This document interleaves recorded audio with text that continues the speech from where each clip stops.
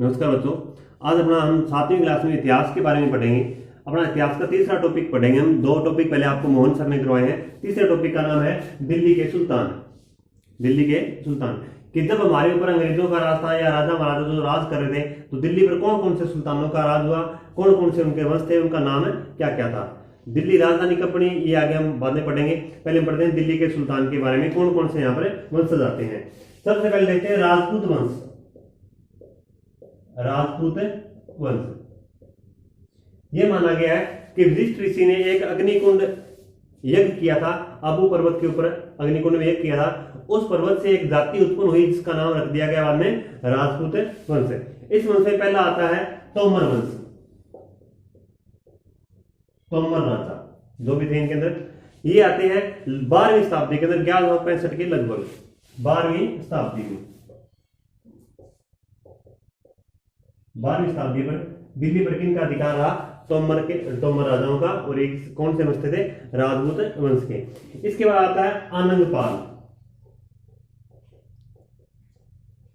आनंदपाल तोमरों के बाद में आता है और दिल्ली पर राज करता है 1130 से 1145 तक। 1130 से 45 तक। आनंदपाल के बाद आता है चौहान वंश।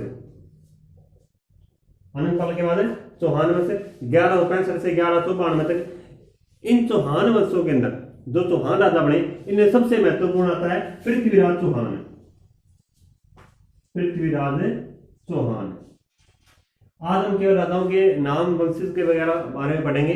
कल से हम क्या इन राजाओं के बारे में पढ़ेंगे कि इन राजाओं ने दिल्ली पर अधिकार किया, वहां पर क्या स्थापना की, किस चीज के लिए अधिकार किया, इनके क्या क्या सुधार किए इन्होंने, कोई इन्होंने नई नीति लागू की क्या, उसके बारे में हमें अगले क्लास में पढ़ेंगे।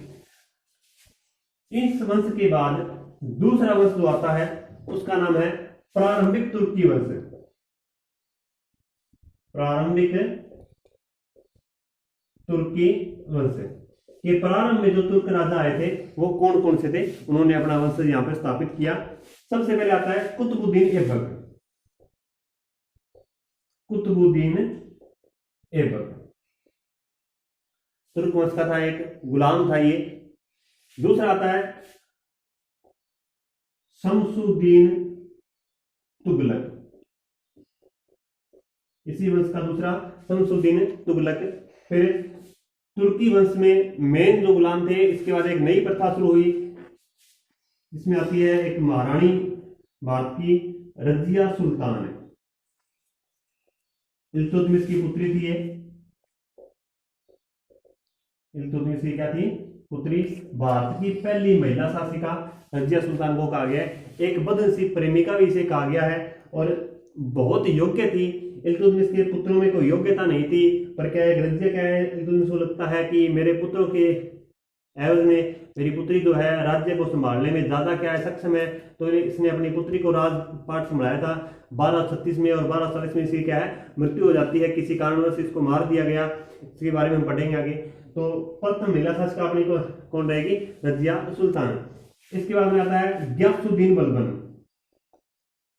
गयासुद्दीन बलबन ये थे अपने प्रारंभिक तुर्की वंश के राजा। इसके बाद आता है खिलजी वंश। खिलजी वंश भारत में सबसे पहले किसी वंश ने कोई बड़े पैमाने पर सुधार किए थे तो वो कौन सा वंश था? खिलजी वंश। खिलजी वंश का पहला आता है जलालुद्दीन खिलजी। जलालुद्दीन खिलजी। खिलजी वंश ने जितने सुधार किए थे भारत में बाकी किसी वंश ने इतने सुधार क्या है नहीं किए। दूसरा इसमें राजा आता है अलाउद्दीन खिलजी। अलाउद्दीन खिलजी। अलाउद्दीन खिलजी ने भारत में 3-4 बड़े बड़े सुधार किए थे। सबसे पहला मापतोल का सुधार कि कोई भी वस्तु है उसके मापतोल का क्या है आंकड़ा फिक्स होना चाहिए कि इतनी इस माप पे ये मिलेगी। दूसरा इसने मार्केटिंग जो व्यवस्था है, जो अपना बाजार नियंत्रण का सिस्टम आज लागू है, वो इसने लागू किया था सबसे पहले। तीसरा इसने क्या सुधार किया था कि इससे पहले जो राजा थे या कोई भी और थे राजा थे या कोई इनको युवराज जो राजा कर रहे राज्य संभाल रहे थे या राज भारत के ऊपर कर रहे थे, उन्होंने क्या है स्थायी सेना नहीं रखी थी। सबसे पहले इतिहास के अंदर भारतीय इतिहास में स्थायी सेना रखने का काम किसने किया था? अलाउद्दीन खिलजी ने। स्थायी सेना के साथ इसने अगला सुधार किया घोड़ों को दागने का, कि अपना जो घोड़ा, यदि हम किसी युद्ध में जा रहे हैं, हमारा घोड़ा अन्य जो राजा किसी के साथ युद्ध होता है तो उसकी सेना में ना मिक्स हो जाए, में उसके अंदर घुल मिले ना जाए, इसलिए क्या है, घोड़ों के उसने अलग से निशान लगाए थे। पांचवा इसने जो सुधार किया था, जो इसके सैनिक थे उसको उन्होंने हुलिया बदलना सिखाया था, कि आप किसी जगह जा रहे हो तो उसके हिसाब से अपना क्या है, हुलिया बदलोगे। जैसे हम आजकल टीवी में देखते हैं कि कोई एक फौजी है जो राजस्थान में रह रहा है तो उसकी क्या है, ड्रेसअप मेकअप क्या है, अलग होगा। यदि वो पहाड़ों पर रह रहा है तो उसका ड्रेसअप मेकअप जो है अलग से होगा। यदि कोई पठार पर वो रह रहा है उसका ड्रेसअप मेकअप क्या है, अलग होगा। उसी प्रकार से इसने क्या है, सैनिकों को हुलिया बदलने की प्रथा इसने शुरू की थी। इसके बाद आता है सैयद वंश। सैयद वंश, सैयद वंश के बाद अपना आता है खिज्र वंश।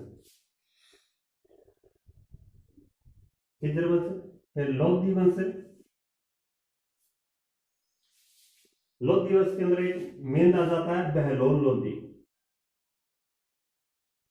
इतने ही राजा हमने पढ़ने हैं, बाकी के राजा हम क्या है बाद में पढ़ेंगे। इन राजाओं की जानकारी के जो स्रोत थे, आगे हम देखते हैं कि इन राजाओं की जानकारी के स्रोत क्या थे।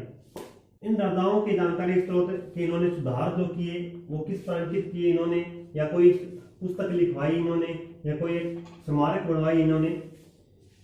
इतिहास की जानकारी का पहला स्रोत क्या है, अभिलेख। कौन सा है, अभिलेख।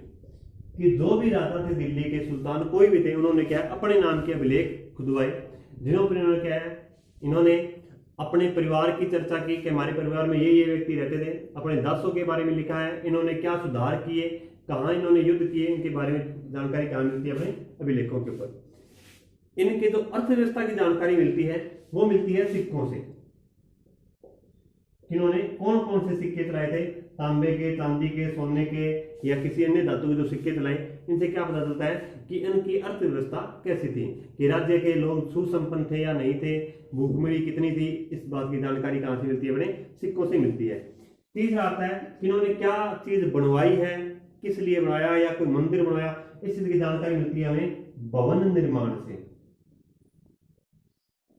कलाकारी इनके अंदर कैसी थी, कैसी वस्तु थी, कला वस्तु कैसी थी इनकी, कोई कारीगर थे इनके यहाँ पर, कोई नमूना डिजाइन करने वाले थे, इस चीज की हमें जानकारी कहाँ से मिलती है, भवन निर्माण से।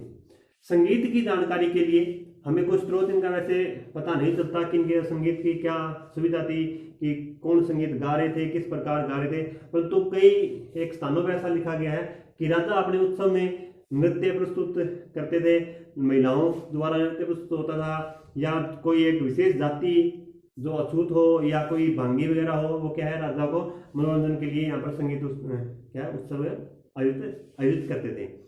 इसी के तहत और क्या आता है, अभिलेख सिक्के और एक स्मारक आती है, कि जो सड़कें हैं इन्होंने बनवाई, किसी ने कोई रास्ता बनवाया तो उस पर रहने सहने के लिए, यात्रियों के लिए इन्होंने क्या बनवाया, वो इस चीज की जानकारी हमें मिलती है स्मारक से। कुछ एक शब्द है दो तीन जो इस पाठ के अंदर अपने मिलेंगे अपने को। पहला आता है गैरीसन शहर। गैरीसन शहर, गैरीसन शहर किसे कहा गया है, कि वह मकान या भवन जिसकी किलेबंदी की गई हो, वह मकान या भवन जिसकी क्या है, किलेबंदी की गई हो, या वह किलेबंद बसाव गृह जहां पर सैनिक रहते थे उसे क्या बोलते थे, गैरीसन शहर। कि वह किलेबंद भवन, स्मारक या कोई शहर जगह है जहां पर सैनिक रहते हो उसे क्या कहेंगे, गैरीसन शहर। एक आता है भीतरी प्रदेश। भीतरी प्रदेश, भीतरी शहर में क्या आता है, कोई शहर है या कोई बंदरगाह है, निकट की जो भी हो, जो उस एरिया की पूर्ति करती हो, खाने पीने की, कपड़ों की, जो भी है, कि वहां पर सामान की जो पूर्ति करे, वस्तुओं की जो पूर्ति करे, उसे क्या बोलेंगे, भीतरी प्रदेश। एक नाम आता है मस्जिद। जैसे मंदिर में जाते हैं हिंदू लोग, वैसे ही क्या है, मुस्लिम जहां पर पूजा पाठ करते हैं या ईश्वर को याद करते हैं, वो स्थान कौन सा है, मस्जिद। धन्यवाद बच्चों, आज के लिए इतना ही। जय हिंद, जय भारत।